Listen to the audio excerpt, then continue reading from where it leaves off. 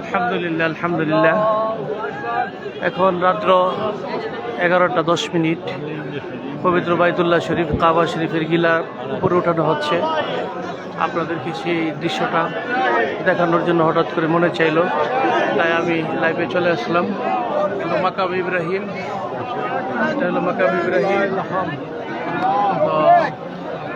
মাকাম ইব্রাহিমের সাথে দাঁড়িয়ে বাইতুল্লাহ শরীফের গিলাফ দেখা হচ্ছে।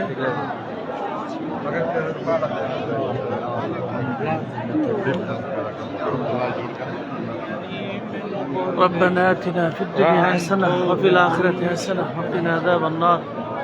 ربنا آتنا في الدنيا حسنة وفي الآخرة حسنة وقنا عذاب النار.